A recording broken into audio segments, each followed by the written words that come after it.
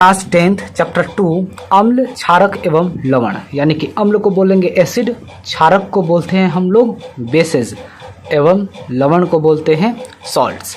ठीक है, तो एसिड्स, बेसेस एंड सॉल्ट्स के बारे में हम लोग इस वीडियो में सीखने वाले हैं। देखिए, अम्ल को एसिड कहते हैं, ये स्वाद में खट्टे होते हैं, ये याद रखिएगा। ये नीले लिटमस को लाल में बदल देता है। ठीक है, ये जलीय विलयन में यानी कि एक्वस सॉल्यूशन में हाइड्रोजन आयन प्रदान करते हैं। ठीक है, एसिड शब्द लैटिन भाषा से लिया गया है जिसका अर्थ होता है खट्टा, तो एसिड का मतलब होता है खट्टा। ठीक है, इसका पीएच का वैल्यू होता है 7 से कम, ये भी याद रखिएगा। प्रबल अम्ल, इसको इंग्लिश में बोलेंगे हम लोग स्ट्रॉन्ग एसिड। ठीक है, तो हाइड्रोक्लोरिक एसिड, सल्फ्यूरिक एसिड और ये नाइट्रिक एसिड है। ठीक है, यही स्ट्रॉन्ग एसिड हैं, याद रखिएगा। अगर आपसे कोई पूछे कि हमें स्ट्रॉन्ग एसिड कौन कौन से हैं, तो हाइड्रोक्लोरिक एसिड जो हमारा स्टमक में होते हैं, पेट में होते हैं। ठीक है, जब खाना खाते हैं तो ये रिलीज होता है, जब ज़्यादा खा लेते हैं तो उल्टी करते हैं तो HCl होता है वो। ठीक है, सल्फ्यूरिक एसिड और नाइट्रिक एसिड ये प्रबल अम्ल होते हैं। प्रबल अम्ल का मतलब स्ट्रॉन्ग एसिड होते हैं। ठीक है, दुर्बल अम्ल यानी कि वीक एसिड किसको कहते हैं? दुर्बल अम्ल यानी कि वीक एसिड किसको कहेंगे? तो एसिटिक एसिड, लैक्टिक एसिड और ऑक्सैलिक एसिड, ये तीनों जो होते हैं दुर्बल अम्ल होते हैं। समझ में आ गया? यानी कि दुर्बल अम्ल का मतलब होते हैं वीक एसिड होते हैं। सांद्र अम्ल, इसको हम लोग इंग्लिश में बोलते हैं कंसंट्रेटेड एसिड। ठीक है, यानी कि कंसंट्रेटेड एसिड का मतलब सांद्र अम्ल, जिसमें अम्ल अधिक मात्रा में होता है, जिसमें अम्ल यानी कि एसिड अधिक हो जबकि जल अल्प मात्रा में होता है, यानी कि जल कम हो। ठीक है, एसिड अधिक हो जल कम हो तो उसको हम लोग सांद्र अम्ल कहते हैं, यानी कि कंसंट्रेटेड एसिड कहते हैं। ठीक है, तनु अम्ल जिसको बोलते हैं डाइल्यूट एसिड। डाइल्यूट एसिड किसको कहते हैं? तनु अम्ल, जिसमें अम्ल अल्प मात्रा में हो, यानी कि अम्ल कम हो, अम्ल कम हो और जल अधिक हो, उसको हम लोग क्या कहते हैं? तनु अम्ल, यानी कि डाइल्यूट एसिड कहते हैं। ठीक है, सांद्र अम्ल बिल्कुल ये अपोजिट है, जिसमें अम्ल अधिक हो, ठीक है, और जल अल्प मात्रा में हो, कम हो, तो उसको हम लोग सांद्र अम्ल यानी कि कंसंट्रेटेड एसिड कहते हैं। समझ में आ गया? तो ये आपको एसिड के बारे में जानकारी था। एसिड उसे कहते हैं जिसका पीएच का वैल्यू 7 से कम होता है। ठीक है, जितना कम पीएच वैल्यू वही उतना ही स्ट्रॉन्ग एसिड होंगे। अगर हमने आपसे कहा कि एक पीएच का वैल्यू 2 है, पीएच का वैल्यू 5 है, पीएच का वैल्यू 6 है, पीएच का वैल्यू 4 है, तो इसमें स्ट्रॉन्ग एसिड कौन सा है? पता है, पीएच का वैल्यू जिसका 2 है वही स्ट्रॉन्ग एसिड है। समझ में आ गया आपको? अगर आपसे कोई कहे कि अम्ल के 4-5 एग्जाम्पल बताओ तो क्या बताइएगा? ऑरेंज खट्टे होते हैं, ठीक है, और फिर लेमन, नींबू, ये भी खट्टा होता है। ठीक है, ऐसे ही जो कच्चे आम होते हैं वो भी क्या होते हैं? खट्टे होते हैं। तो कोई भी चीज़ अगर वह खट्टा है तो समझिए कि वह अम्ल है, एसिड है। ठीक है, क्षारक यानी कि बेस के बारे में समझते हैं। बेस देखिए कड़वे होते हैं। अब कड़वे चीज़ें क्या होते हैं? बेस, अगर आपसे कोई कहे कि बेस के 4-5 एग्जाम्पल बताइए तो कैसे बताइएगा? देखिए, बेस का मतलब हो गया जैसे कि करेला, ठीक है, वो कड़वे होते हैं। साबुन खाकर देखो, साबुन कड़वे होते हैं, सर्फ कड़वे होते हैं, शैम्पू कड़वे होते हैं। ठीक है, यानी कि ये सब बेसेस हैं। समझ में आ गया आपको? तो अगर आपसे कोई कहे कि बेस के एग्जाम्पल बताओ तो क्या बोलिएगा आप? साबुन बोल दीजिए, साबुन कड़वा होता है। चख कर देख लीजिए, सर्फ कड़वा होता है, शैम्पू कड़वा होता है, सबसे बेहतर करेला जो हम लोग खाते हैं वो कड़वा होता है। ठीक है, तो क्षारक के क्या होते हैं? प्रॉपर्टीज जानते हैं। ये स्वाद में कड़वे होते हैं। ठीक है, ये लाल लिटमस को नीला में बदल देता है। समझ में आ गया? लाल लिटमस को नीला में बदलता है, उसको हम लोग बेस कहते हैं, और जो नीले लिटमस को लाल में बदल देता है उसको हम लोग एसिड कहते हैं। ये चीजें याद रखिएगा। ठीक है, ये देख लीजिए, ये जो बेस होते हैं ये हाइड्रो ऑक्साइड आयन बनाते हैं। ठीक है, OH आयन बनाते हैं। ठीक है, जलीय विलयन में यानी कि एक्वस सॉल्यूशन में ये OH आयन बनाते हैं, यानी कि हाइड्रो ऑक्साइड आयन बनाते हैं, ये याद रखिएगा। ठीक है, अब प्रबल क्षारक, प्रबल का मतलब होता है स्ट्रॉन्ग बेसिस कौन कौन से हैं? तो सोडियम हाइड्रोक्साइड, पोटेशियम हाइड्रोक्साइड और फिर कैल्शियम हाइड्रोक्साइड। ठीक है, ये जो तीनों है ना, फिर ये क्या है? प्रबल क्षारक हैं, यानी कि स्ट्रॉन्ग बेसिस हैं। समझ में आ गया?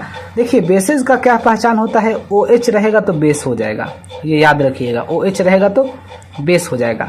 और एसिड का क्या पहचान होता है, हाइड्रोजन रहेगा तो एसिड हो जाएगा, हाइड्रोजन रहेगा तो एसिड हो जाएगा। ये चीजें आप याद रखिएगा। दुर्बल क्षारक यानी कि वीक बेसिस किसको कहेंगे, अमोनियम हाइड्रोक्साइड। ठीक है, समझ में आ गया। अब क्षार यानी कि अल्कली किसको कहते हैं, ये याद रखिएगा चीजें। जल में घुलनशील क्षारक को क्षार कहते हैं। जल में घुलनशील क्षारक यानी कि जो बेस होते हैं अगर वह जल में घुल जाए तो उसको हम लोग अल्कली कहते हैं। एग्जाम्पल के लिए जैसे कि सोडियम हाइड्रोक्साइड। ठीक है, समझ में आ गया। ये जल में घुलनशील होते हैं इसलिए इसको हम अल्कली कहेंगे।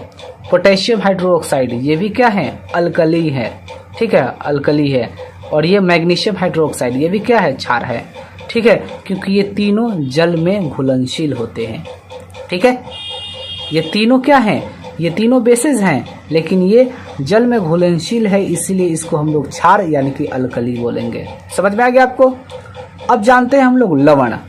बहुत सिंपल आसान चीज़ें हैं। लवण यानी कि सॉल्ट यानी कि नमकीन चीज़ें, जो भी हम लोग नमकीन वगैरह खाते हैं, नमक वगैरह खाते हैं, डेट इज कॉल्ड सॉल्ट। इसका सिंपल सा एग्जाम्पल है लवण अम्ल व क्षारक की परस्पर अभिक्रिया से प्राप्त होता है। लवण यानी कि सॉल्ट, लवण अम्ल का क्षारक की परस्पर अभिक्रिया से प्राप्त होता है। अम्ल और क्षारक यानी कि एसिड और बेस को अगर आप अभिक्रिया करवाइएगा तो आपको लवण मिलेगा। चलिए हम लोग देखते हैं। एसिड की बात है ना, तो एसिड में मैंने ले लिया HCl, ठीक है, प्लस, और फिर मैंने क्या ले लिया, क्षार। क्षार में मैंने ले लिया सोडियम हाइड्रोक्साइड NaOH। जब इसको हम रिएक्शन करेंगे तो पता है क्या बनेगा, सोडियम क्लोराइड बनेगा। सोडियम NaCl, ये Cl है, याद रखिएगा, Cl हाइड्रोजन क्लोराइड। ठीक है, Cl NaCl बनेगा और फिर क्या बन जाएगा, वाटर बनेगा। ठीक है, तो ये जो NaCl है ना, यही हमारा सॉल्ट है यानी कि लवण है, क्योंकि ये एसिड हो गया और ये बेस हो गया। और जब मैंने इसको रिएक्शन करवाया तो सोडियम यानी कि NaCl बना, सोडियम क्लोराइड बना। ठीक है, और सोडियम क्लोराइड ये क्या होते हैं, लवण होते हैं, सॉल्ट होते हैं। ठीक है, तो याद रखिएगा, अगर आपसे कोई पूछे कि सॉल्ट के नाम बताओ तो कोई भी आप एक एसिड लिख दीजिए और एक बेस लिख दीजिए और दोनों को रिएक्शन करवाइएगा तो जो बनेगा वही आपका सॉल्ट होता है यानी कि लवण होता है। ठीक है, और वाटर तो बनेगा ही बनेगा, ये याद रखिएगा चीज़ें। समझ में आ गया आपको। ठीक है, नेक्स्ट समझते हैं हम लोग सूचक यानी कि इंडिकेटर्स। किसके, सूचक। देखिए, जो भी चीज़ें होते हैं अम्ल और क्षार, हम चख कर पहचान सकते हैं कि हाँ ये अम्ल है, ये बेसिस है, यानी कि ये एसिड है और ये बेसिस है। ठीक है, ये तो बात सही है, लेकिन बहुत कुछ ऐसे भी होते हैं केमिकल चीज़ें, अगर हम उसको चखेंगे तो हो सकता है कि हम मर जाएं, या तो हो सकता है हमारा स्किन खराब हो जाए। ठीक है, या हमारा बॉडी हार्मफुल हो जाए, डिफेक्ट हो जाए। तो हम हर चीज़ों को नहीं ना चख सकते हैं, इसीलिए इंडिकेटर्स होते हैं यानी कि सूचक होते हैं। यह क्या करता है कि अम्ल और क्षारक का आराम से पहचान करवा देता है। तो सूचक किसी दिए गए विलयन में, विलयन का मतलब ये घुल गए, विलयन में अम्ल या क्षारक की उपस्थिति दर्शाते हैं। इनका रंग या गंध अम्लीय या क्षारक माध्यम में बदल जाता है। इंडिकेटर्स अम्लीय या क्षारक माध्यम में बदल जाता है। बस हम लोग का जांच हो गया, चखना नहीं पड़ा, हम बच गए। ठीक है, हो सकता है कि अगर हम चख लें मर जाए, तो ये गलत है ना, इसीलिए इंडिकेटर्स है ये। समझ में आ गया। जो अम्ल और क्षारक को मेजरमेंट करता है, जांच करता है, उसको हम लोग इंडिकेटर्स कहते हैं। समझिए कि सूचक इंडिकेटर्स 3 प्रकार के होते हैं। प्राकृतिक सूचक, जिसको हम लोग क्या बोलते हैं इंग्लिश में, नेचुरल इंडिकेटर। कृत्रिम सूचक यानी कि सिंथेटिक इंडिकेटर, और गंधीय सूचक यानी कि ऑल्फैक्टरी इंडिकेटर। ठीक है, अब समझते हैं प्राकृतिक सूचक यानी कि नेचुरल इंडिकेटर किसको कहते हैं। याद रखिएगा, ये पौधों से में पाए जाते हैं। ठीक है, ये प्राकृतिक सूचक ये पौधों में पाए जाते हैं, जैसे कि लिटमस, लाइकेन से ही ये लिटमस प्राप्त होता है, और लाल पत्ता गोभी। ठीक है, और फिर हाइड्रेजिया, पौधों के फूल, और हल्दी। ये चारों प्राकृतिक सूचक हैं। लिटमस 1, लाल पत्ता गोभी, ठीक है, 2 हो गया, और हाइड्रेजिया, पौधों के फूल, 3 हो गए और फिर हल्दी 4। ठीक है, तो ये चारों चीज़ें प्राकृतिक सूचक यानी कि नेचुरल इंडिकेटर्स हैं। समझ में आ गया। अब कृत्रिम सूचक यानी कि सिंथेटिक इंडिकेटर्स यानी कि जो मनुष्य ने बनाया है, तो ये रासायनिक पदार्थ हैं। कृत्रिम सूचक जो होते हैं सिंथेटिक इंडिकेटर्स, ये रासायनिक पदार्थ होते हैं, जैसे कि मेथिल ऑरेंज हो गए, फिनोल्फथेलिन। ठीक है, ये 2, ये सब समझेंगे तो आपको अच्छे से समझ में आ जाएगा, ये जब बताएंगे तो। गंधीय सूचक यानी कि ऑल्फैक्टरी इंडिकेटर्स, इन पदार्थों की गंध अम्लीय या क्षारक माध्यम में बदल जाता है, यानी कि एसिड या बेस के माध्यम में बदल जाता है, जैसे कि प्याज। ठीक है, प्याज का रस हो गया, फिर लौंग तेल, ये सब। अब यहाँ से अब आपको अच्छे से समझ में आ जाएगा जब मैं बताऊंगा। देखिए, प्राकृतिक सूचक जो होते हैं ये 4 होते हैं, 1 2 3 4। लिटमस, ठीक है, अगर हम ब्लू, ये लिटमस ये लाइकेन के प्लांट से प्राप्त होते हैं। अगर ब्लू लिटमस है, ठीक है, तो अम्ल के प्रेजेंस में आते ही ये लाल हो जाता है। ठीक है, और अगर लाल लिटमस रहेगा तो क्षार यानी कि बेस के प्रेजेंस में आते ही नीला में बदल जाता है। ठीक है, तो ये क्वेश्चन भी पूछता है आपसे कि कौन ऐसा चीज है जो ब्लू लिटमस को लाल में बदल देता है। ठीक है, ब्लू लिटमस को लाल में बदल देता है, वो अम्ल होता है, और लाल लिटमस को नीले में बदल देता है, वह क्षार होता है यानी कि बेस होता है। ये चीज़ें याद रखिएगा। अब समझते हैं लाल पत्ता गोभी का रस। लाल पत्ता गोभी का रस जो होता है, अगर अम्ल के प्रेजेंस में आएगा तो ये लाल ही रहेगा। ठीक है, समझ में आया। और फिर लेकिन ये क्षार के प्रेजेंस में आएगा, लाल पत्ता गोभी आप देखे हो, क्षार के प्रेजेंस में आएगा तो ये हरा हो जाएगा, ग्रीन हो जाएगा। समझ में आ गया आपको। नेक्स्ट समझते हैं हल्दी। हल्दी अगर अम्ल के प्रेजेंस में आएगा तो कोई बदलाव नहीं होगा। ठीक है, अम्ल के प्रेजेंस में आएगा, जैसे कि हल्दी मान लीजिए कि आप कपड़े पर लगा लीजिए और इसको कपड़े पर लग जाते हैं हल्दी। अब हल्दी जब लग गए तो एसिड के प्रेजेंस में आएगा तो कोई बदलाव होगा ही नहीं, एज इट इज रहेगा, कोई बदलाव नहीं होगा। लेकिन जैसे ही वह बेस के प्रेजेंस में आएगा, यानी कि इसको सरफ वगैरह से आप धोइएगा तो ये लाल में बदल जाएगा। ये याद रखिएगा चीज़ें। ठीक है, अब नेक्स्ट है चौथा, हाइड्रेजिया के फूल का रस। जब ये अम्ल के प्रेजेंस में आएगा तो नीला हो जाएगा, और जब ये क्षार के प्रेजेंस में आएगा तो गुलाबी हो जाएगा। ठीक है, तो प्राकृतिक सूचक यानी कि नेचुरल इंडिकेटर्स के बारे में मैंने आपको बता दिया, समझ में आ गया। नेक्स्ट समझते हैं कृत्रिम सूचक यानी कि सिंथेटिक इंडिकेटर्स। देखिए फिनोल्फथेलिन। ठीक है, फिनोल्फथेलिन जो होता है ये रंगीन हो जाएगा, यानी कि कलरलेस हो जाएंगे जब ये अम्ल के प्रेजेंस में आएगा तो। ठीक है, और जब क्षार के प्रेजेंस में आएगा तो ये गुलाबी हो जाएगा। क्लियर। मेथिल ऑरेंज जो होते हैं ये जब अम्ल के प्रेजेंस में आएगा तो लाल हो जाएगा, और जब ये क्षार के प्रेजेंस में आएगा तो पीला हो जाएगा। क्लियर, ये याद रखिएगा चीजें। नेक्स्ट समझते हैं अब हम लोग गंधीय सूचक यानी कि इसको क्या बोलते हैं, ऑल्फैक्टरी इंडिकेटर्स। प्याज का रस। ठीक है, प्याज का रस जो है अगर अम्ल के प्रेजेंस में आएगा तो ये तीक्ष्ण गंध हो जाएगी, यानी कि इसका गंध बढ़ जाएगा। ठीक है, और क्षार के प्रेजेंस में आएगा तो कोई गंध होगा ही नहीं, गंध को ही खत्म कर देगा। ठीक है, ये क्षारक माध्यम में बदल जाता है, क्षारक माध्यम में बदल जाता है, अम्लीय हो या क्षारक, अम्लीय या क्षारक माध्यम में बदल जाते हैं। ठीक है, वेनिला जो है अगर अम्ल के प्रेजेंस में आएगा तो समान गंध रहता है, और जब क्षार के प्रेजेंस में आएगा तो कोई गंध होगा ही नहीं।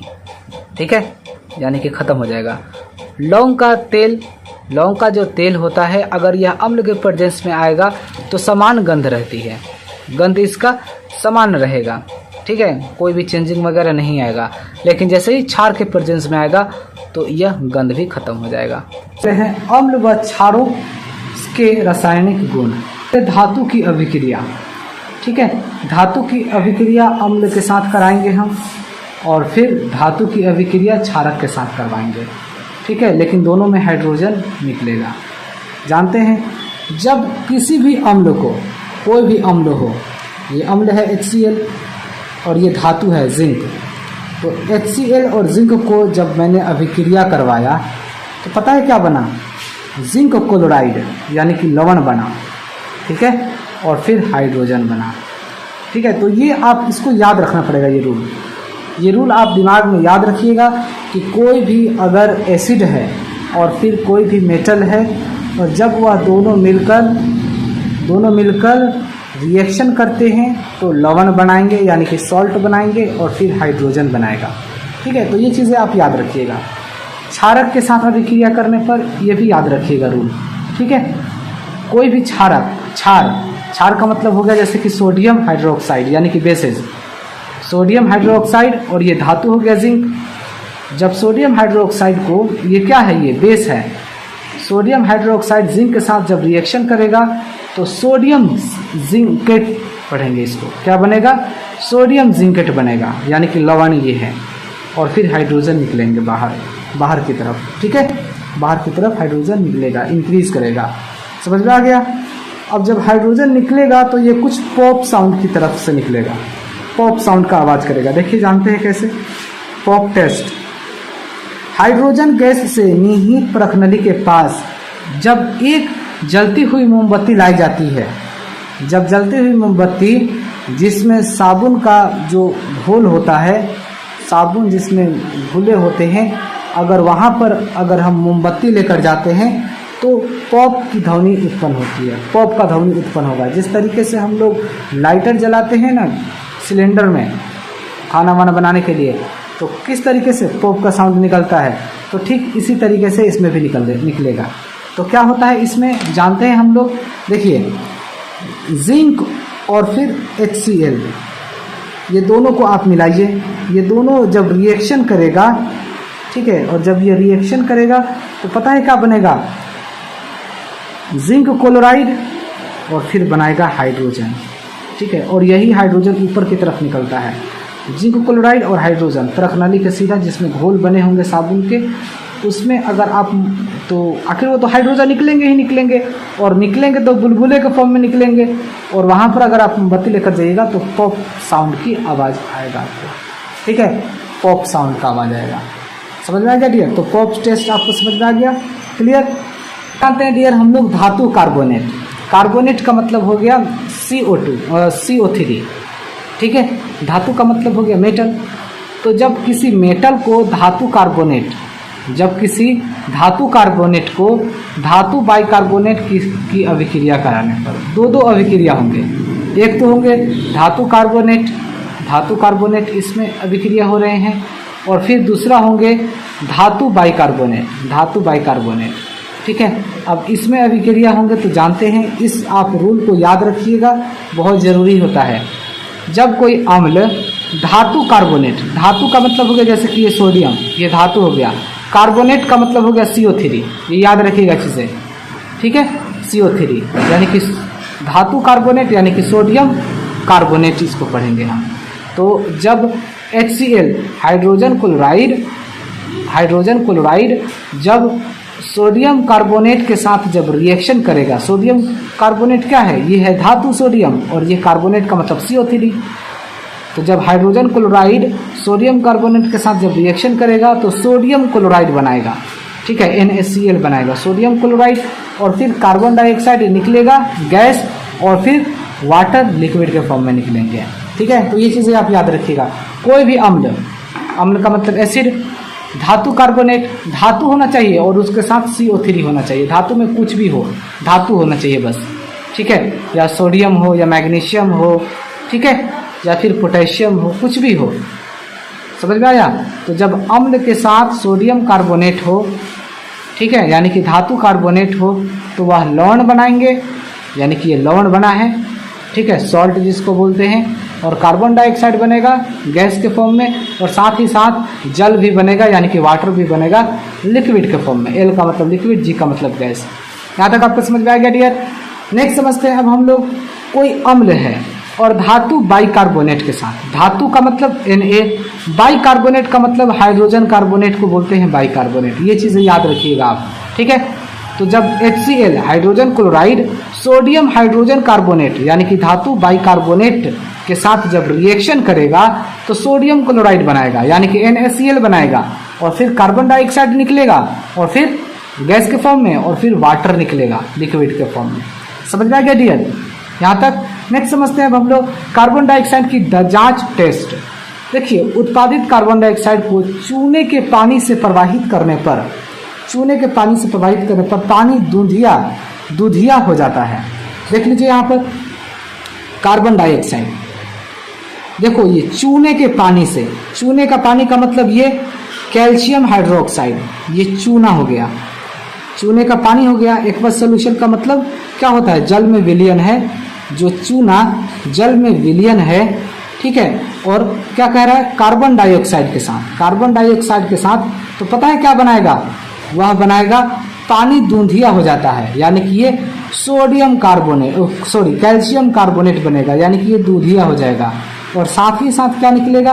वाटर निकलेगा लिक्विड के फॉर्म में, ठीक है। तो ये चीजें आप याद रखिएगा, समझ में गया? सफेद अवक्षेप होगा, यानी कि पानी दूधिया निकलेगा, सफेद अवक्षेप। क्लियर? समझ में आ गया डियर? नेक्स्ट समझते हैं अब हम लोग, अब इसी चीज को समझते हैं यहाँ पर, अधिक मात्रा में कार्बन डाइऑक्साइड।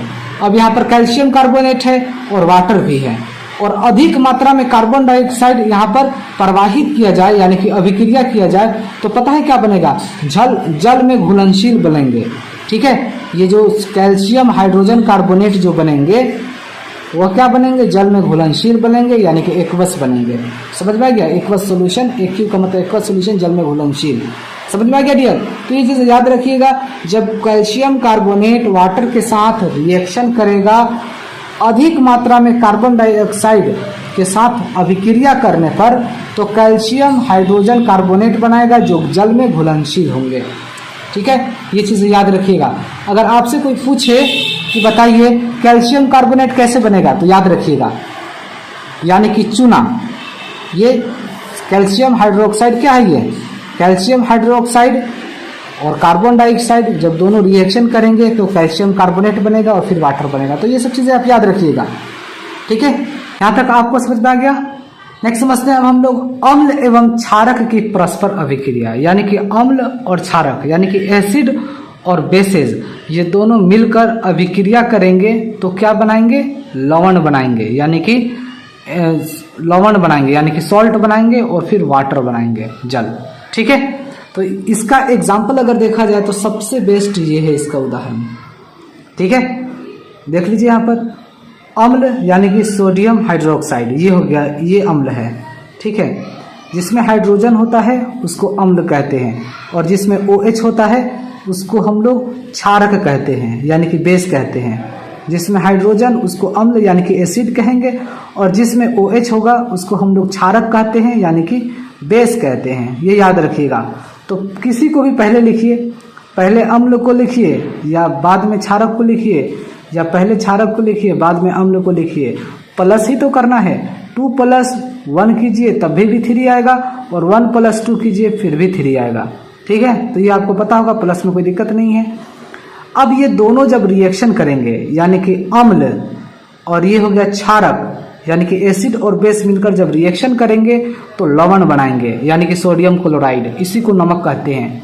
फॉर्मूला नमक का कोई पूछेगा कि नमक का फॉर्मूला क्या होगा, तो सोडियम क्लोराइड, ये याद रखिएगा आप, ठीक है। ये सॉल्ट हो गया, और फिर वाटर के लिए H2O, ठीक है। वाटर जल बनाएगा, वाटर लिक्विड के फॉर्म में। ये एक्वस सोल्यूशन का मतलब ये घुल जाएंगे कंप्लीटली, ठीक है। समझ में आ गया? अब ये सारे चीजें एक ही हैं।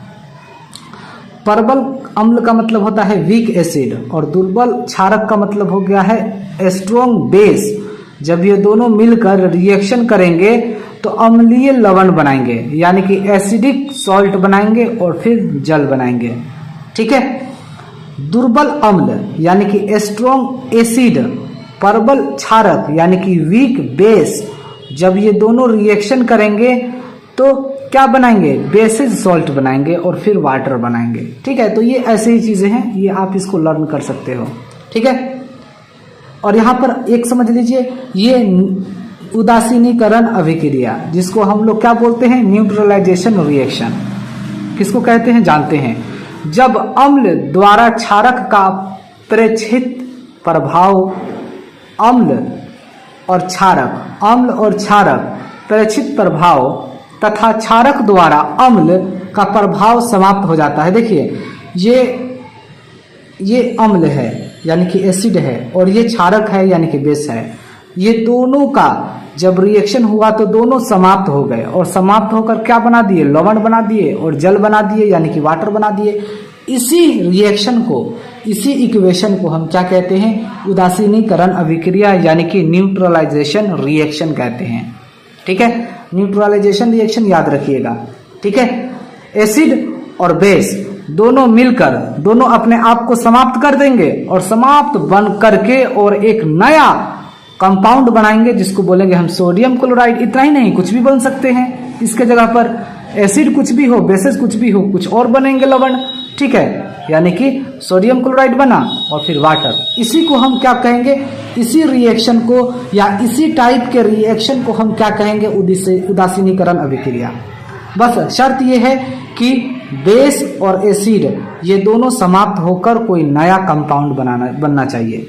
ठीक है, समझ में आ गया डियर आपको। नेक्स्ट समझते हैं अब हम लोग यहां पर अम्लों के साथ धात्विक ऑक्साइडों की अभिक्रिया। अम्लों के साथ अम्ल होगा यानी कि एसिड होंगे और धातु ऑक्साइड होगा यानी कि कोई मेटल होगा और उसके साथ ऑक्सीजन होगा। देखिए ये मेटल है और ये ऑक्सीजन है तो ये हो गया धात्विक ऑक्साइड। ठीक है, और फिर क्या है, अम्ल यानी कि ये अम्ल हो गया। धात्विक ऑक्साइड कह रहे हैं ना, धात्विक ऑक्साइड, ये धात्विक का मतलब धातु यानी कि कैल्शियम धातु है और ऑक्साइड का मतलब ऑक्सीजन है। तो धात्विक ऑक्साइड ये हो गया। जब किसी मेटल में, ठीक है, ऑक्सीजन जुड़ जाए तो वह धात्विक ऑक्साइड कहलाएगा। सोडियम के साथ ऑक्सीजन जुड़ गया, कैल्शियम के साथ ऑक्सीजन जुड़ गया तो कैल्शियम ऑक्साइड। सोडियम के साथ ऑक्सीजन जुड़ेगा तो सोडियम ऑक्साइड। ठीक है, पोटेशियम के साथ ऑक्सीजन जुड़ेगा तो पोटेशियम ऑक्साइड। समझ में आ गया। तो ऐसे ही धातु के साथ ऑक्सीजन जुड़ गया तो धात्विक ऑक्साइड। और अम्ल हो गया, ये HCl क्या हो गया, अम्ल हो गया। जब ये दोनों रिएक्शन करेंगे तो क्या बनाए, सोडियम क्लोराइड बना दिए यानी कि यही आपका क्या बन गया, लवण बन गया। ठीक है, लवण बन गया ये। और क्या बनेंगे, जल बन गए। ठीक है, ये एक्स्ट्रा एक दे दिया है। ठीक है, इसको हटाइए। समझ में आ गया डियर आपको अच्छे तरीके से। धात्विक ऑक्साइड यानी कि कैल्शियम ऑक्साइड और अम्ल हो गया यानी कि HCl, दोनों रिएक्शन करेंगे जब तो लवण बनाएंगे यानी कि सोडियम क्लोराइड और जल बना दिए H2O। ठीक है, अब यहां ध्यान दीजिए आप, कैल्शियम क्लोराइड के बनने से विलयन का नीला रंग हो जाता है। जो कैल्शियम क्लोराइड बना है, ये जो विलयन है यानी कि जो जल में घुलनशील है, ये पता है कैसा बन जाएगा, जल में घुलनशील है ना भाई, तो ये नीला रंग का हो जाता है। ठीक है, चीजें समझ में आ गया। नेक्स्ट समझते हैं हम लोग, धात्विक ऑक्साइड की प्रवृत्ति क्षारीय होती है। धात्विक ऑक्साइड जो होते हैं जैसे कॉपर ऑक्साइड, मैग्नीशियम ऑक्साइड, इसकी प्रवृत्ति क्षारीय होती है यानी कि बेसेज होते हैं, क्योंकि ये अम्ल के साथ क्रिया करके लवण और जल बनाते हैं, लवण और जल बनाते हैं। इसीलिए हम लोग इसको क्षारीय बोलिए आप इसको, या बेसेज बोलिए, ये बेसेज में आ जाएंगे। धातु के साथ ऑक्सीजन लग गया तो ये क्षारीय कहलाएंगे यानी कि बेसेज कहलाएंगे। ये चीजें आप हमेशा याद रखिएगा। ठीक है, क्या बोला मैंने, ये चीजें आपको हमेशा के लिए याद रखना है।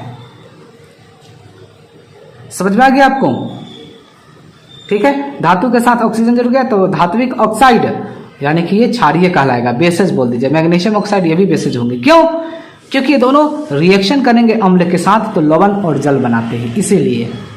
अधात्विक ऑक्साइड की क्षारों के साथ अभिक्रिया। ठीक है, अधात्विक ऑक्साइड यानी कि अधातु यानी कि कार्बन अधातु है ना, इसके साथ ऑक्सीजन जुड़ गया तो ये अधात्विक ऑक्साइड ये हो गया कार्बन डाइऑक्साइड। और क्षार का मतलब क्या हो गया, क्षार का मतलब हो गया, क्षार उसे कहते हैं मतलब अल्कली यानी कि जो बेस, जो क्षारक जल में घुलनशील होता है उसी को हम लोग क्या कहते हैं, क्षार कहते हैं यानी कि अल्कली कहते हैं। तो ये कैल्शियम हाइड्रोक्साइड ये जल में घुलनशील है, इसलिए इसको हम क्षार यानी कि इसको इंग्लिश में अल्कली बोलते हैं, अल्कली। ठीक है, अल्कली बोलेंगे। क्यों? क्योंकि जब कोई भी बेस ले लीजिए आप, जैसे कि सोडियम हाइड्रोक्साइड हो गया, ठीक है, यह क्या है? यह जल में घुलनशील होता है, और जब ये जल में घुलनशील है तो उसको हम क्षार कहेंगे, यानी कि अल्कली कहेंगे, ऑक्साइड। समझ में आ गया? तो ये क्षार है, ये जल में घुलनशील है, इतना याद रखिएगा चीजें, ठीक है। तो क्या बनाएगा? लवण बनाएगा, कैल्शियम कार्बोनेट बनाएगा और फिर जल बनाएगा। तो ये एग्जाम्पल के लिए ये रूल, ये भी आप याद रखिएगा, रूल मोस्ट इंपोर्टेंट रूल है। जब कोई अधात्विक ऑक्साइड, अधात्विक का मतलब ये अधातु है और उसके साथ ऑक्सीजन है, तो अधात्विक ऑक्साइड हो गया। और क्षार का मतलब अल्कली बोलते हैं इंग्लिश में, अल्कली उसे कहते हैं, जल में घुलनशील बेसिस को हम लोग अल्कली कहते हैं, ठीक है।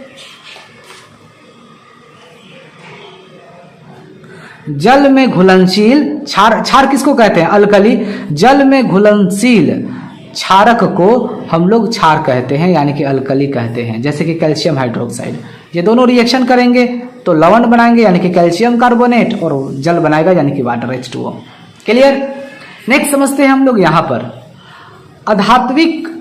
अधात्विक ऑक्साइड प्रवृत्ति में अम्लीय होते हैं, अर्थात विद्युत धारा प्रवाहित करते हैं, ठीक है। ये जो अधात्विक ऑक्साइड है ना, कौन सा? ये अधात्विक ऑक्साइड ये अम्लीय होते हैं और ये विद्युत धारा प्रवाहित करते हैं, ये याद रखिएगा। तो कोई आपसे पूछे ना फिर कि विद्युत धारा कौन प्रवाहित करता है, तो अधात्विक ऑक्साइड, ठीक है। ये अम्लीय होते हैं, यह अम्लीय होते हैं और ये विद्युत धारा प्रवाहित करते हैं, इसलिए तो ये अम्लीय हैं। समझ में आ गया डियर? नेक्स्ट समझते हैं, ये मोस्ट इंपोर्टेंट चीजें हैं जो मैं बहुत अच्छे तरीके से आपको समझाने के लिए पहले ही राइट कर लिया हूं। अब आपको समझना है कितने अच्छे तरीके से हम लोग समझने वाले हैं। देखिए, अम्ल की अभिक्रिया। अम्ल का मतलब मैंने एक ही अम्ल लिया है और सब के साथ हम रिएक्शन करवाएंगे। ये 5 है ना, 1 2 3 4, पांचों के साथ रिएक्शन करवाएंगे हम HCl से, क्योंकि ये अम्ल है, एसिड है, ठीक है। जब ये धातु कार्बोनेट के साथ रिएक्शन करेगा, धातु कार्बोनेट का मतलब ये हो गया, धातु का मतलब सोडियम, कार्बोनेट का मतलब हो गया CO3, ये याद रखिएगा चीजें। तो जब HCl सोडियम कार्बोनेट के साथ रिएक्शन करेगा तो पता है क्या बनाएगा? सोडियम बनाया और फिर क्लोराइड बनाएगा, ये क्लोराइड, सोडियम क्लोराइड बनाएगा, और फिर कार्बन डाइऑक्साइड CO2 बनाएगा, और फिर हाइड्रोजन बच गया तो वाटर बना देगा, ठीक है चीजें, ये याद रखिएगा। बहुत अच्छे तरीके से समझने की कोशिश कीजिए। अम्ल की अभिक्रियाएं, यानी कि अम्ल में मैंने HCl लिख लिया।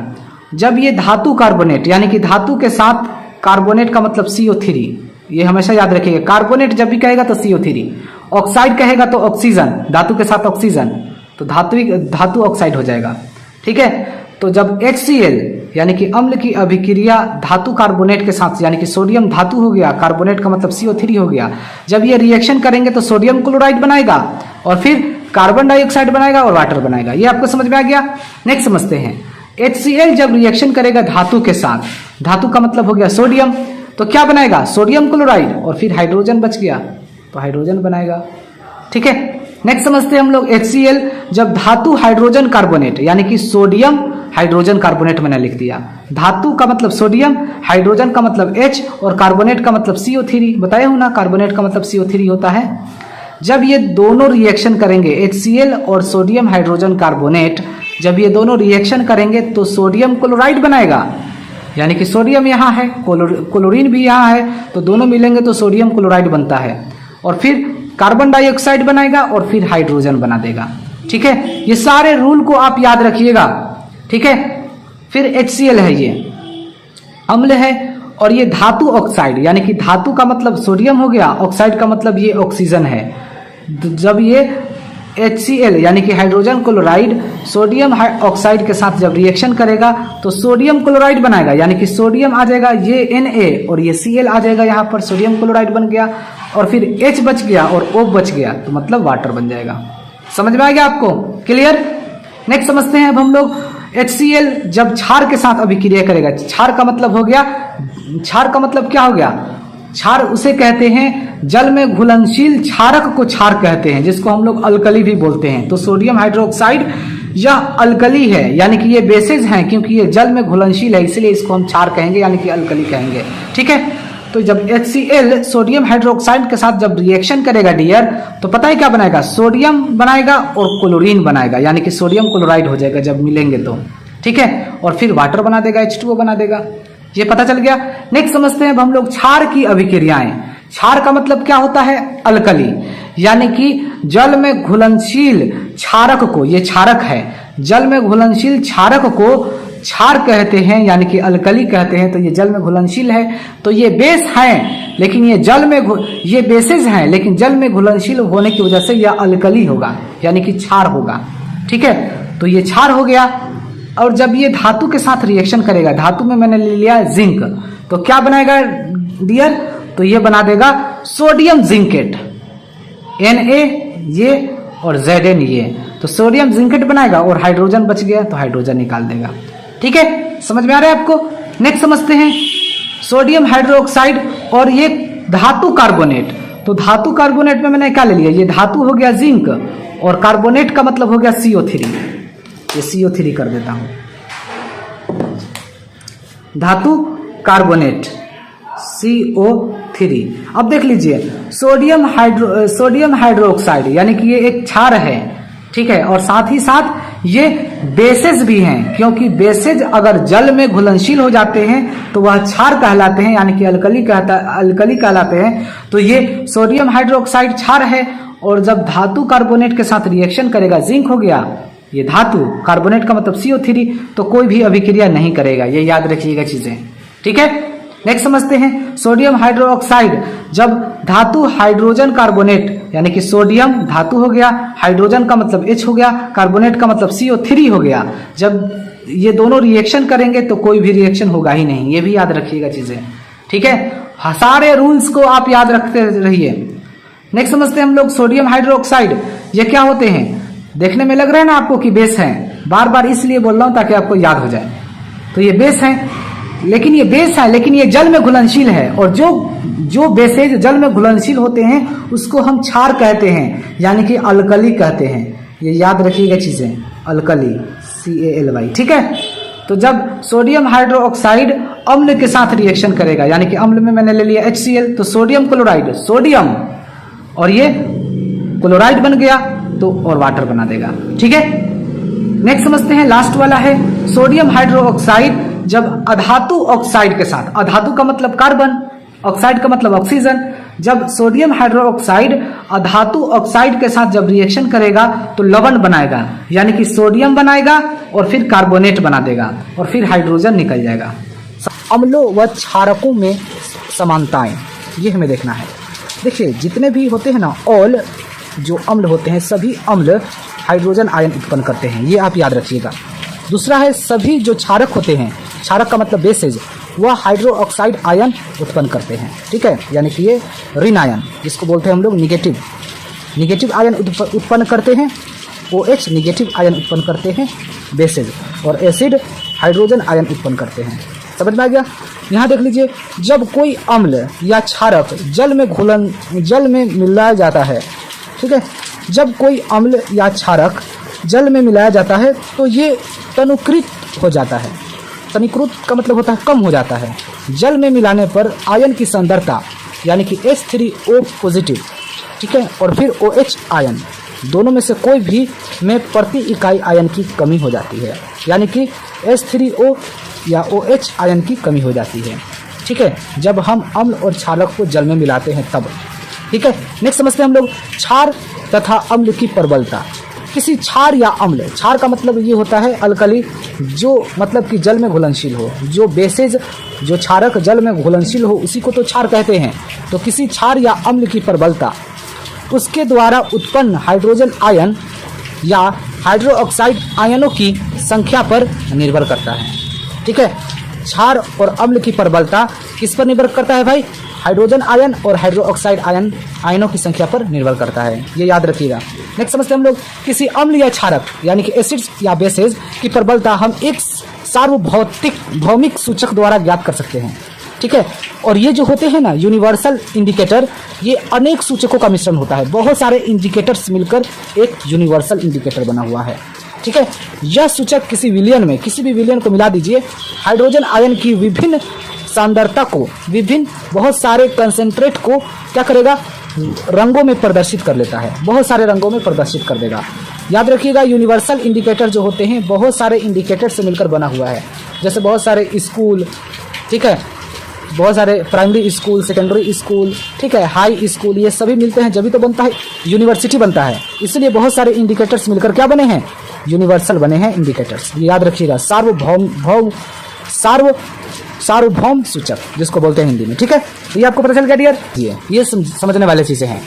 जलीय विलयन में अम्ल और क्षारक, जब अम्ल और क्षारक को यानी कि एसिड और बेस को जल में मिलाने पर तो जल की उपस्थिति में अम्ल हाइड्रोजन आयन उत्पन्न करता है, ये आपको पता है।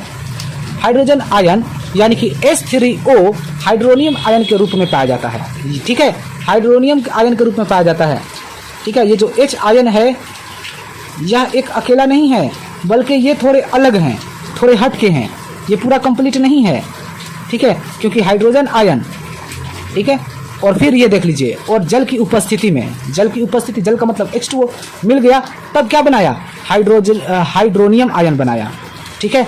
तो हाइड्रोनियम आयन पता है दो चीज़ों से मिलकर बना है, हाइड्रोजन आयन और वाटर से मिलकर हाइड्रोनियम आयन बने हैं, ठीक है।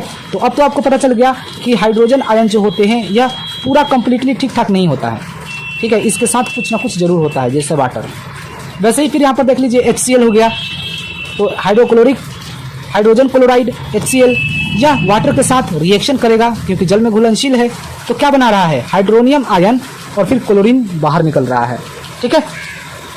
नेक्स्ट समझते हैं, यहाँ पर जल की उपस्थिति में क्षारक, यानी कि क्षारक का मतलब बेसेज यानी कि OH आयन उत्पन्न करता है जल की उपस्थिति में। देख लीजिए, जल की उपस्थिति में यानी कि सोडियम हाइड्रोक्साइड ये बेस है, क्षारक है, ठीक है। जल की उपस्थिति में क्या करेगा, सोडियम आयन बनाएगा और OH आयन निगेटिव क्या करेगा, यह उत्पन्न करता है, ठीक है। ऐसे ही मैग्नीशियम हाइड्रोक्साइड जल के उपस्थिति में क्या बना रहा है, मैग्नीशियम आयन बना दिया और फिर OH आयन देख लो ऊपर की तरफ निकल रहा है। समझ में आया आपको? तो यहाँ पर लिखा हुआ है साफ साफ, जल की उपस्थिति में क्षारक जो होते हैं, ये क्षारक है, दोनों आयन उत्पन्न करते हैं, जल की उपस्थिति में OH आयन उत्पन्न कर रहे हैं, ठीक है। नेक्स्ट समझते हैं हम लोग यहाँ पर ये वाला पॉइंट समझते हैं। सभी क्षारक यानी कि जितने भी हैं आपके बेसेस, सभी क्या हैं, सभी क्षारक, यानी कि जितने भी बेसेस हैं सभी क्षारक जल में घुलनशील नहीं होते, ठीक है। जितने भी बेसेस हैं वह सभी जल में घुलनशील नहीं होते हैं। जल में घुलनशील क्षारक को क्षार कहते हैं। अब आपको पता चल गया क्षार किसको कहते हैं, जल में घुलनशील क्षारक को क्षार कहते हैं, यानी कि अल्कली कहते हैं। सभी क्षार क्षारक होते हैं परंतु सभी क्षारक क्षार नहीं होते। ये चीज़ें, ये लाइन बहुत बेहतरीन है, याद रखिएगा ये वाले लाइन। सभी क्षारक जल में घुलनशील नहीं होते हैं, नंबर एक। दूसरी बात, जल में घुलनशील क्षारक को ही हम क्षार कहते हैं, अल्कली कहते हैं। दूसरा पॉइंट पता चल गया। तीसरा पॉइंट देख लीजिए, सभी क्षार यानी कि सभी अल्कली क्षारक होते हैं परंतु सभी क्षारक क्षार नहीं होते, ठीक है। इसीलिए जितने भी बेसेज हैं उसमें से कुछ ही क्षार होंगे, ठीक है, लेकिन जितने भी क्षारक हैं, जितने भी क्या है क्षारक हैं, वह क्षार नहीं हो सकते हैं। समझ में आया? यानी कि जितने भी क्षार हैं वह सभी क्षारक हो सकते हैं, ठीक है। अल्कली वह सभी क्या होंगे, बेसेज होंगे, लेकिन सभी बेसेज अल्कली नहीं हो सकते, ठीक है डियर। समझ में गया? अगेन रिपीट, सभी अल्कली बेसेज हो सकते हैं परंतु सभी बेसेज, जितने भी बेसेज हैं, बहुत सारे हैं बेसेज, बेस वो अल्कली नहीं हो सकते, ठीक है। अब ये समझते हैं पॉइंट। जल के साथ अम्ल या क्षारक को मिलाते समय सावधानी बरतनी चाहिए। देखिए, अम्ल और क्षारक को जब भी हम जल में मिलाएंगे तो सावधान से, सावधानी पूर्वक, ठीक है, क्योंकि हमेशा अम्ल या क्षारक को ही जल में मिलाना चाहिए। हमेशा अम्ल और क्षारक को ही जल में मिलाना चाहिए। अम्ल या क्षारक को ही जल में मिलाइए, ठीक है। देखिए, ये अम्ल है, ये जल है, तो अम्ल को क्षारक में मिला रहा है। ऐसा नहीं कि अम्ल है और उसमें जल मिलाइए, ठीक है, बहुत बड़ा खतरनाक होता है ये एसिड और बेस, ये याद रखिएगा। जब भी तो इसके लिए इंडिकेटर है। समझ में आया? नेक्स्ट समझते हैं। हमेशा अम्ल या क्षारक को ही जल में मिलाना चाहिए और लगातार इसे हिलाते रहना चाहिए। जिस चीज़ में हम मिला रहे हैं एसिड और बेस को, उसको हमेशा हिलाते रहिए ताकि वो ठीक ठाक न्यूट्रल करके रहेगा, यानी कि बैलेंस करके रहेगा। क्योंकि यह प्रक्रिया अत्यंत ऊष्मक्षेपी होते हैं, यानी बहुत ज़्यादा गर्म होता है। हो सकता है कि कांच का गिलास फट जाए, ठीक है, हो सकता है कि ज़्यादा उबलने लगे, ऊपर की तरफ फेंकने लगे, ठीक है, और एक बार एक्सप्लोड करे, धमाका होगा और आपके बॉडी पर पड़ेगा, आपका बॉडी का खराब कर देगा, ठीक है, आपका जान भी ले सकता है। तो याद रखिएगा ये अम्ल है और उसमें जल डाल रहे हैं तो ये गलत है, ठीक है। जल हो और उसमें अम्ल डालिए और इसको बार बार हिलाते रहिए, ठीक है। समझ में आ गया। नेक्स्ट समझते हैं अब हम लोग सांद्र अम्ल मतलब कंसंट्रेटेड एसिड, ठीक है। कंसंट्रेटेड एसिड, सांद्र अम्ल समझ में आ रहा है आपको।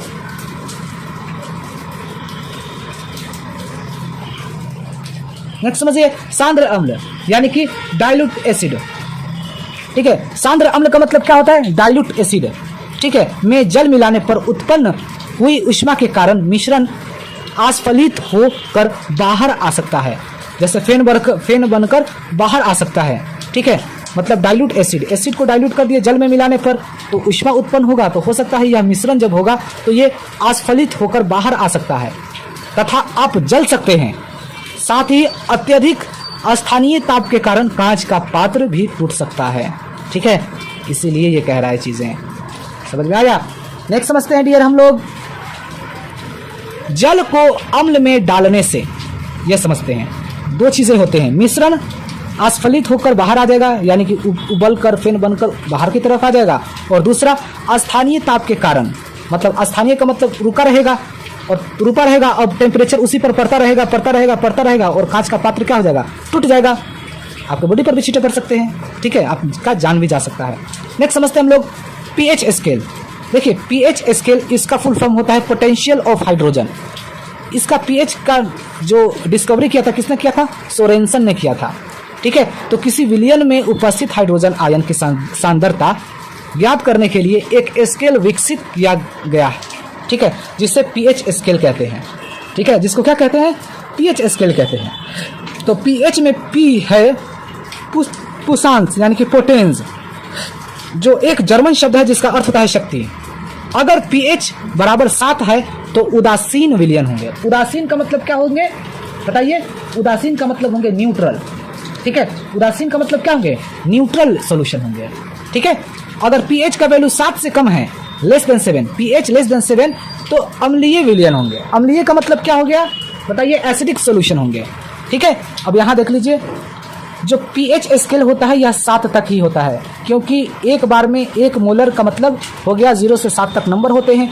7 से इधर का अगर होगा पीएच का वैल्यू तो वह एसिड कहलाएगा, और 7 से ज़्यादा होगा तो ये बेसिस कहलाएंगे, और जो 7 होगा तो वह न्यूट्रल कहलाएगा यानी कि उदासीन कहलाएंगे, ठीक है। समझ में आ गया।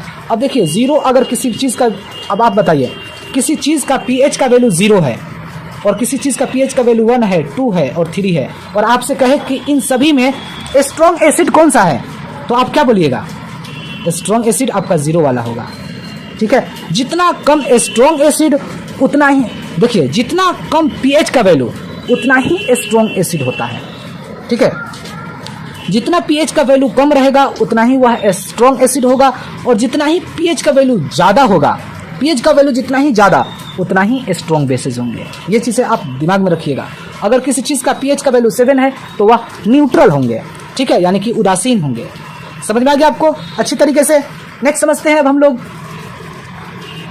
नेक्स्ट समझते हैं अगर पीएच का वैल्यू 7 से कम है, 7 से ज़्यादा है तो ये क्या होगा, क्षारीय विलयन होंगे। क्षारीय का मतलब हो गया बेसिक विलयन, ठीक है, समझ में आ गया। नेक्स्ट समझते हैं यह स्केल 0 से 7 तक पीएच ज्ञात करने के लिए उपयोग में लाया जाता है। 0 से 14 तक ही पीएच का जो होता है, जो पीएच पोटेंशियल ऑफ हाइड्रोजन 0 से 14 तक पीएच ज्ञात करने के लिए उपयोग में लाया जाता है। इसके लिए मैं बहुत एक अच्छा तरीके से वीडियो बनाऊंगा, जो पीएच का वैल्यू आप कैसे फाइंड कीजिएगा बहुत अच्छे तरीके से मैं आपको बताऊंगा। ये स्पेशल इसके लिए वीडियो होगा, ठीक है, मैं जरूर बनाऊंगा।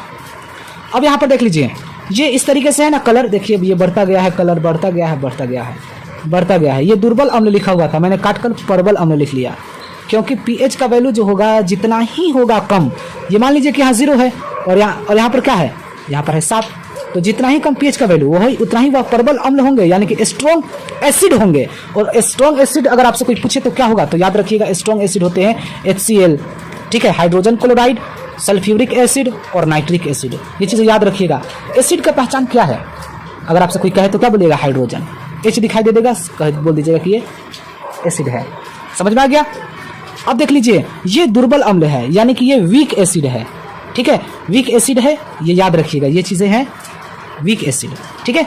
नेक्स्ट समझते हैं अब हम, अब यहाँ देख लीजिए ये दुर्बल क्षार है मतलब बेस है, यानी कि वीक बेस है ये क्या है डियर, ये वीक बेस है, ठीक है। और ये क्या है, प्रबल क्षार का मतलब स्ट्रॉन्ग बेस है, स्ट्रॉन्ग बेस है, ठीक है। तो देख लीजिए ये बढ़ता गया है, बढ़ता गया, बढ़ता गया है। तो आपको क्या पता चला, पता चल गया ना आपको। तो अगर आपसे कोई कहे, ये देखिए बढ़ता जा रहा है, बढ़ता जा रहा है, बढ़ता जा रहा है। अगर आपसे कोई कहे कि पीएच का वैल्यू इसमें सबसे स्ट्रॉन्ग कौन सा है, तो ये है सबसे स्ट्रॉन्ग, ठीक है।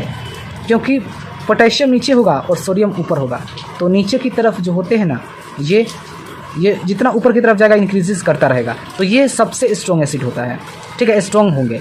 तो ये पोटेशियम हाइड्रोक्साइड ये स्ट्रॉन्ग है, ये याद रखिएगा, ठीक है। और ये सोडियम हाइड्रोक्साइड दूसरे नंबर पर है और ये तीसरे नंबर पर है। तो स्ट्रॉन्ग बेस अगर आपसे कोई पूछेगा तो क्या बोलिएगा, potassium hydroxide, sodium hydroxide, calcium hydroxide, ये स्ट्रॉन्ग बेसेस हैं।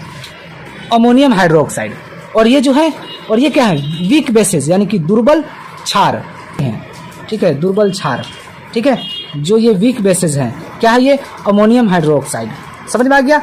और ये जो ये एसिड है, तो ये हाइड्रोजन आयन बनाएंगे, एसिड हाइड्रोजन आयन बनाएगा, ये एसिड के लिए है यानी कि अम्ल के लिए, और ये बेस के लिए है, ठीक है, ये OH आयन बनाते हैं, ठीक है। अब थोड़ा सा यहाँ पर ध्यान दीजिए, आप इसको समझ लीजिए। ये 7 है और ये 14 है और ये 0 है, मैं तो समझा दिया हूँ। अगर 7 होगा तो उदासीन बोलेंगे। अगर आपसे कोई कहे कि किसी चीज़ का pH का वैल्यू 7 है तो कौन सा कंपाउंड है, तो बता दीजिएगा आप, सोडियम क्लोराइड, नमक, सॉल्ट, लवण, ठीक है, ये उदासीन होते हैं, ठीक है। अब देख लीजिए, हाइड्रोजन आयन की सांद्रता में कमी होता जाएगा और ये वृद्धि होता जाएगा, ठीक है। समझ में आ गया आपको, समझ में आ गया। ये देख लीजिए, ये अम्ल के लिए है, ये अम्ल के लिए है, और ये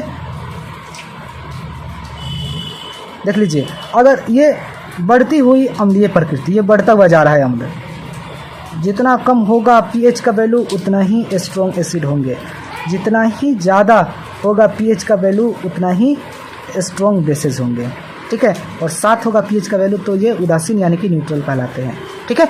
समझ में आ गया डियर आपको अच्छे तरीके से।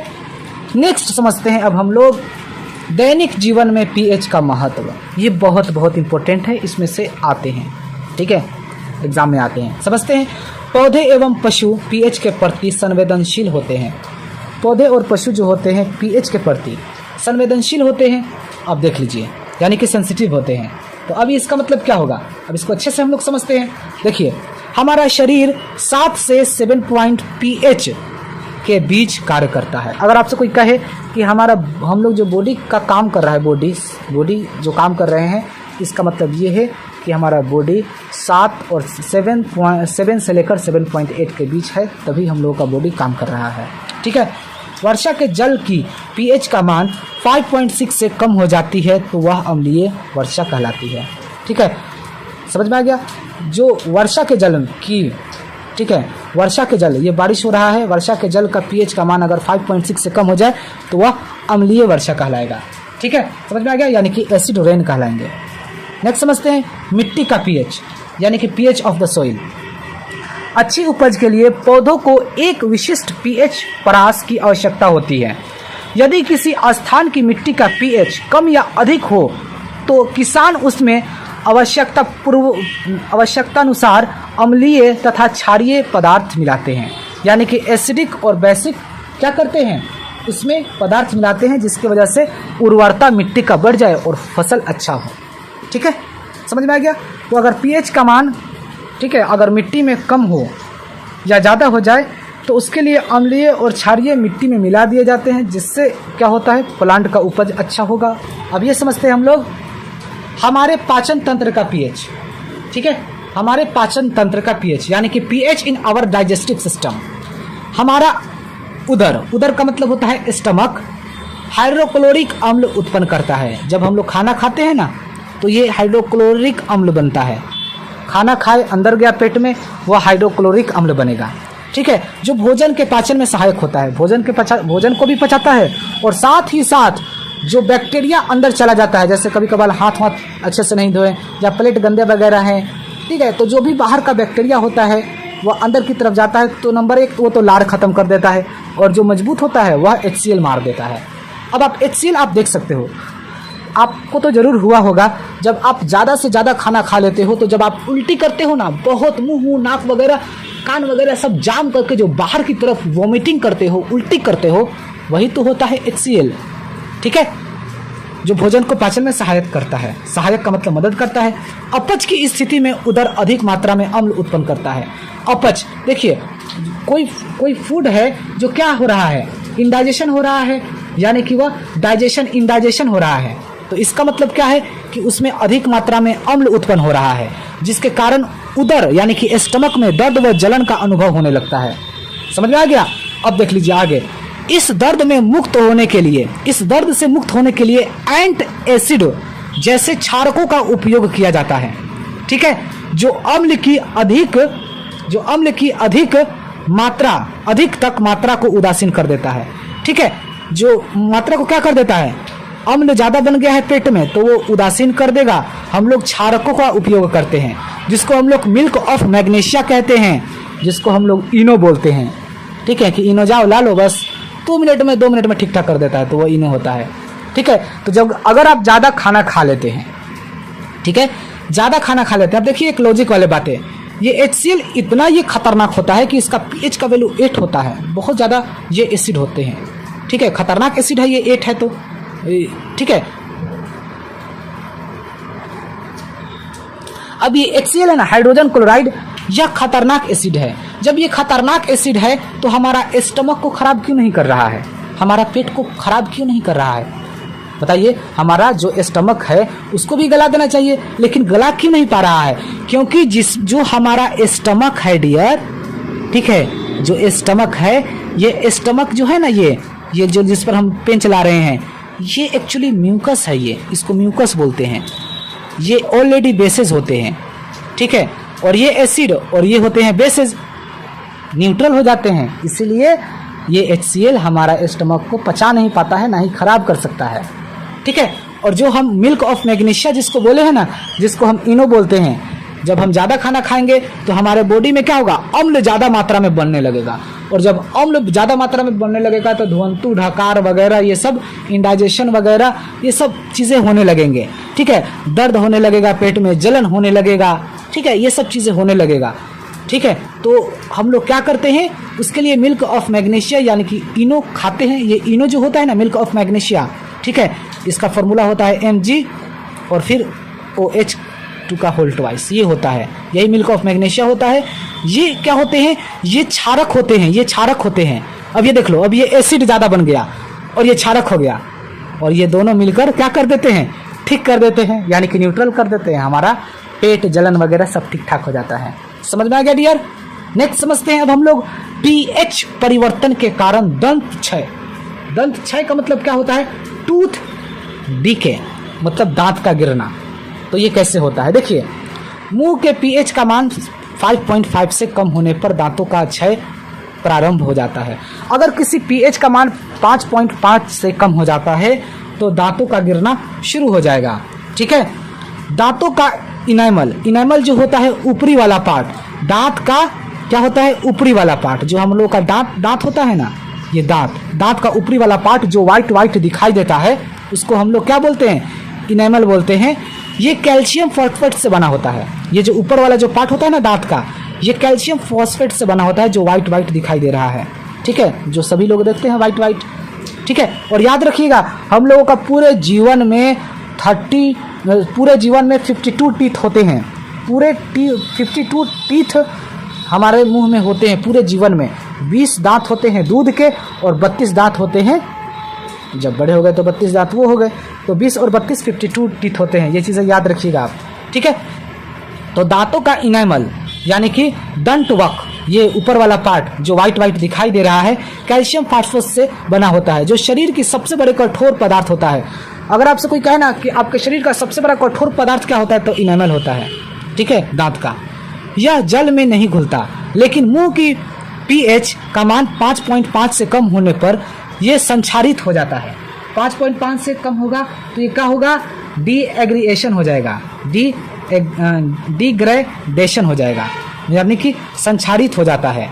क्षारकीय दंत मंजन, जो हम लोग दंत मंजन यूज करते हैं, क्षारकीय का उपयोग करने से अम्ल की अधिवक्य मात्रा को उदासीन किया जा सकता है।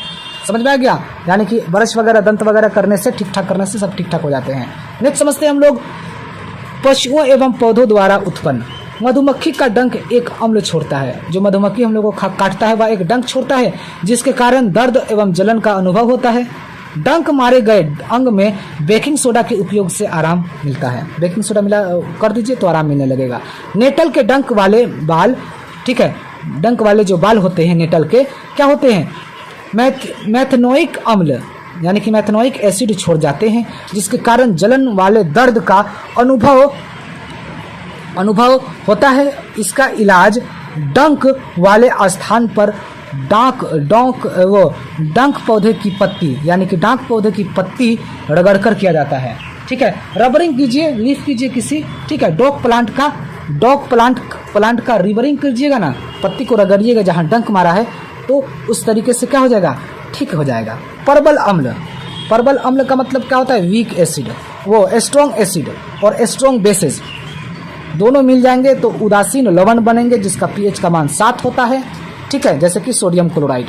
ठीक है, अगर आपसे कोई कहे कि एक ऐसा एसिड का नाम, एक ऐसा पीएच का मान बताओ जिसका अगर आपसे कोई क्वेश्चन करे कि एक पीएच का वैल्यू 7 है तो बताओ वह कौन सा कंपाउंड है, तो बोल देना सोडियम क्लोराइड। ठीक है, परबल अम्ल का मतलब क्या हो गया? स्ट्रॉन्ग एसिड और दुर्बल क्षारक यानी कि वीक बेस, ये दोनों मिलकर अम्लीय लवण यानी कि एसिडिक सॉल्ट जिसका पीएच का मान 7 से क्या होता है? कम होता है। एग्जाम्पल के लिए क्या हो गया? Ammonium chloride. ठीक है, नेक्स्ट समझते हैं तीसरा, परबल क्षारक। परबल का मतलब हो गया स्ट्रॉन्ग बेसेज और दुर्बल अम्ल यानी कि वीक एसिड। जब ये दोनों रिएक्शन करेंगे तो क्षारकीय लवण यानी कि क्षारकीय लवण को क्या बोलेंगे? Basic salt. ठीक है, बेसिक सॉल्ट उत्पन्न करेंगे जिसका पीएच का मान 7 से अधिक होता है और ये एग्जाम्पल के लिए ये हो जाएंगे। ठीक है डियर, तो समझ में आ गया यहाँ तक? कॉमन सॉल्ट, सोडियम क्लोराइड यानी कि साधारण नमक से रसायन। साधारण नमक से रसायन कैसे बनाते हैं, ये 5 टिप्स को हम लोग जानते हैं। ठीक है, पहला है सोडियम हाइड्रोक्साइड, NaOH इसका फॉर्मूला होता है। फर्स्ट नंबर जाते हैं सोडियम हाइड्रोक्साइड का। तो सोडियम क्लोराइड के जलीय विलयन, सोडियम क्लोराइड, यहाँ ध्यान दीजिए आप, सोडियम क्लोराइड, चलिए जानते हैं हम लोग सोडियम हाइड्रोक्साइड यानी कि NaOH। सोडियम क्लोराइड के जलीय विलयन यानी कि लवण जल से विद्युत प्रवाहित करने पर यह वियोजित होकर सोडियम हाइड्रोक्साइड उत्पन्न करता है। इस प्रक्रिया को क्लोर क्षार प्रतिक्रिया कहते हैं। ठीक है, यहाँ पर देख लीजिए, सोडियम क्लोराइड है, ये सोडियम क्लोराइड है, जलीय विलयन, ये जल मिल गया है। जब इन दोनों के रिएक्शन होते हैं, विद्युत धारा इसमें प्रवाहित होता है तो सोडियम हाइड्रोक्साइड का निर्माण हो जाता है और साथ ही साथ क्लोरीन और हाइड्रोजन ये दोनों गैस निकलते हैं। समझ में आ गया? ये याद रखिएगा चीज़ें। अब यहाँ पर देख लेते हैं, कुछ इस चीज़ के बारे में जानते हैं। देखिए, ये एनोड है, प्लस का साइड एनोड है और एनोड पर क्या है? क्लोरीन, और कैथोड पर क्या है? हाइड्रोजन। ठीक है, और दोनों मिल गए तो सोडियम हाइड्रोक्साइड बन रहा है ये। ठीक है, ये मेटल प्लेट्स हैं, ये आपको दो जो काले काले दिखाई दे रहे हैं, और ये इसमें जो हो रहा है विद्युत धारा प्रवाहित हो रहा है। ठीक है, तो ये सब चीज़ें याद रखिएगा। अब चलिए जानते हैं, यहाँ पर हम लोग, यहाँ पर देख लीजिए, एनोड पर क्या है? Cl2 गैस, एनोड पर यही तो है, एनोड पर क्या है? Cl2 गैस है। कैथोड पर क्या है? H2 गैस है। ठीक है, और फिर कैथोड के पास, ये कैथोड है, इस कैथोड के पास क्या है बताइए? सोडियम हाइड्रोक्साइड है, कैथोड के पास। समझ में आ गया डियर? क्लियर? नेक्स्ट समझते हैं अब इसका उपयोग क्या क्या है, ये सब जान लेते हैं हम लोग। देखिए, इसका उपयोग जो होता है H2 यानी कि ईंधन मार्गरीन में होता है, ईंधन के रूप में इसका H2 का यूज़ होता है। ठीक है, फिर क्लोरीन, जल की स्वच्छता यानी कि जल को ये स्वच्छ करता है, साफ सुथरा करता है। PVC, CFC के यूज़ में भी किए जाते हैं। ठीक है, HCl, हाइड्रोजन क्लोराइड, ठीक है, इस्पात की सफाई के लिए करते हैं। औषधि के लिए HCl का यूज़ करते हैं। सोडियम हाइड्रोक्साइड, धातु से ग्रीस हटाने के लिए हम सोडियम हाइड्रोक्साइड का यूज़ करते हैं। साबुन के लिए यूज़ करते हैं। कागज़ बनाने के लिए भी, साबुन और कागज़ बनाने के लिए भी हम लोग सोडियम हाइड्रोक्साइड का यूज़ करते हैं, इस्तेमाल करते हैं। ठीक है, नेक्स्ट समझते हैं अब हम लोग यहाँ पर क्लोरीन और फिर सोडियम हाइड्रोक्साइड यानी कि ये क्या बनेगा? विरंजक चूर्ण बना। ठीक है। और घरेलू विरंजन, वस्त्र विरंजन के लिए, ठीक है। तो घरेलू विरंजन के लिए भी हम लोग इस तरीके से बना सकते हैं, ठीक है। वस्त्र विरंजन के लिए भी हम लोग बना सकते हैं, ठीक है। यहाँ जानते हैं हम लोग विरंजक चूर्ण, ठीक है, यानी कि ब्लीचिंग पाउडर इसको बोलते हैं, CaOCl2। ये याद रखिएगा, शुष्क बुझे हुए चूने, ये शुष्क बुझा हुआ चूना है। इस पर क्लोरीन से जब रिएक्शन करवाते हैं, जब अभिक्रिया करता है तो विरंजक चूर्ण यानी कि ब्लीचिंग पाउडर बनता है और साथ ही साथ वाटर निकलते हैं। समझ में आ गया। नेक्स्ट समझते हैं इसका जो उपयोग होता है विरंजक चूर्ण का यानी कि CaOCl2 का, इसका यूज जो करते हैं हम लोग वस्त्र उद्योग में सूती व लिनेन के विरंजक के लिए करते हैं। वस्त्र उद्योग में करते हैं, सूती और लिनेन के लिए करते हैं। कागज़ की फैक्ट्री में लकड़ी के मज्जा का मतलब लकड़ी को पीस कर, ठीक है, बहुत बारीक सा कर देना के विरंजन के लिए करते हैं, ठीक है। रसायन, और यहाँ पर रसायन उद्योगों में एक उपचायक के रूप में पीने वाला जल को जीवाणु के मुक्त करने के लिए रोगाणु नाशक के रूप में, ठीक है। रोगाणु यानी कि पीने वाले जो जल होते हैं उसमें भी हम लोग ब्लीचिंग पाउडर का यूज़ करते हैं ताकि वो रोगाणु नाशक यानी जो बैक्टीरिया हो उसके अंदर वो सारा मार दे। जानते हैं बेकिंग सोडा, ठीक है। इसका फॉर्मूला क्या होता है बेकिंग सोडा का? ये होता है सोडियम हाइड्रोजन कार्बोनेट, इसी को बोलते हैं बेकिंग सोडा। अब ये देखते हैं बेकिंग सोडा कैसे बनता है। देखिए, sodium chloride, water, carbon dioxide और अमोनिया, इन चारों के रिएक्शन से क्या बनता है? बेकिंग सोडा बनता है, यानी कि सोडियम हाइड्रोजन कार्बोनेट बनता है और साथ ही साथ अमोनियम क्लोराइड भी बनते हैं, ठीक है। समझ में आ गया। यह एक दुर्बल का मतलब कमजोर, असंक्षारक का मतलब इस पर कभी संक्षारक होगा ही नहीं, ठीक है, क्षारक है, ठीक है। खाना पकाते समय गर्म करने पर इसमें अभिक्रिया होती है। बेकिंग सोडा का यूज़ हम लोग खाना पकाने में इसका उपयोग करते हैं, ठीक है। अब यहाँ पर देख लीजिए, ये हो गया बेकिंग सोडा। बेकिंग सोडा को जब आप रिएक्शन करवाइएगा तो पता है क्या बनाएगा? सोडियम कार्बोनेट बनाएगा, साथ ही साथ वाटर भी निकलेगा, कार्बन डाइऑक्साइड भी निकलेगा, ठीक है। अब यहाँ देख लीजिए इसका उपयोग बेकिंग पाउडर, ठीक है। बेकिंग सोडा यानी कि बेकिंग पाउडर बनाने में बेकिंग सोडा और टार्टरिक अम्ल का यूज़ करते हैं, ठीक है। बेकिंग पाउडर अलग चीज़ है, तो बेकिंग पाउडर बनाने के लिए हम लोग बेकिंग सोडा और टार्टरिक अम्ल हमें का यूज़ करना पड़ता है जब बेकिंग पाउडर बनेगा। अब अगर आप इसमें टार्टरिक अम्ल हटा दीजिएगा तो बेकिंग सोडा बन जाएगा, ठीक है। समझ में आ गया। यहाँ पर देख लीजिए, इस अभिक्रिया के उत्पन्न कार्बन डाइऑक्साइड के कारण पाव रोटी, देखिए बेकिंग सोडा, पाव रोटी या केक में खमीर उठ जाता है, केक में जो खमीर उठ जाते हैं तथा इससे यह मुलायम एवं स्पंजी हो जाता है। तो बेकिंग सोडा खाने वाला सोडा भी इसको बोलते हैं। हम लोग इसको घरेलू में भी यूज़ बहुत सारे करते हैं, पाव रोटी वगैरह जो सॉफ्ट मुलायम वगैरह होते हैं तो वो सब में यूज़ करते हैं, और जो फूलते हैं वह कार्बन डाइऑक्साइड के फॉर्म में फूलता है। यह याद रखिएगा चीज़ें, ठीक है। नेक्स्ट जानते हैं हम लोग, यह एंटासिड का एक संघटक है। इसका उपयोग सोडा अम्ल या अग्निशामक में भी किया जाता है, यानी कि आग बुझाने में भी इसका सोडियम बेकिंग सोडा का यूज़ करते हैं हम लोग, ठीक है। आग बुझाने के लिए भी करते हैं। समझ में आ गया डियर। नेक्स्ट समझते हैं 4th नंबर, धोने का सोडा, सोडियम कार्बोनेट, ठीक है। ये सोडियम कार्बोनेट धोने का सोडा ये होता है। धोने का सोडा नाम से ही पता चल रहा है, यानी कि धोने वाला। अब इस पर जानते हैं इसके बारे में अच्छे तरीके से। सोडियम कार्बोनेट, ठीक है, इसको पढ़ते हैं, और ये 10 मोलिकुल्स वाटर है। यहाँ पर देख लीजिए, सोडियम कार्बोनेट के पुनः क्रिस्टलीकरण से धोने का सोडा प्राप्त होता है, ठीक है। धोने का सोडा, देखिए ये धोने का सोडा है ना, ये फॉर्मूला, ये देखिए सोना धोने का सोडा। तो सोडियम कार्बोनेट के 10 अणु वाटर के मिलाने पर ही हमें धोने का सोडा प्राप्त होता है, ठीक है। इसका उपयोग कांच में करते हैं, साबुन में करते हैं, कागज उद्योग में इसका उपयोग करते हैं, धोने का सोडा, ठीक है। नेक्स्ट समझते हैं, इसका उपयोग हम लोग बोरेक्स के उत्पादन में भी होता है। इसका उपयोग घरों में सफाई के लिए भी किया जाता है। धोने का सोडा है तो घर के सफाई के लिए, कपड़े वगैरह के लिए, ठीक है। जल की अस्थायी कठोरता को हटाने के लिए भी हम लोग इसका उपयोग करते हैं। जल की अस्थायी कठोरता, जल कठोर होता है, जब इसमें साबुन पड़ता है तो साबुन क्या होता है? फट जाता है, ठीक है। तो धोने का सोडा पता चल गया आपको। नेक्स्ट समझते हैं हम लोग प्लास्टर ऑफ पेरिस, ठीक है, यानी कि प्लास्टर ऑफ पेरिस, POP बोलते हैं शॉर्ट में इसको, ठीक है।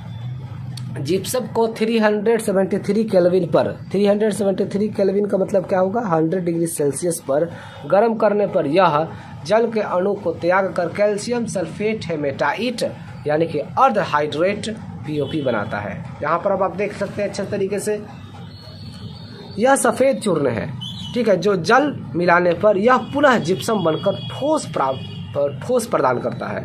ठीक है, यहाँ पर देख लीजिए, यही आपका क्या है, प्लास्टर ऑफ पेरिस। जब इसमें 1.5 लीटर वाटर मिलाते हैं तो यह जिप्सम बन जाता है। ठीक है, और जिप्सम से फिर अगर हम जिप्सम को फिर गर्म करेंगे तो क्या बन जाएगा, प्लास्टर ऑफ पेरिस बनेगा, और साथ ही साथ 1.5 लीटर अणु निकलेंगे वाटर के। ठीक है, समझ में आ गया।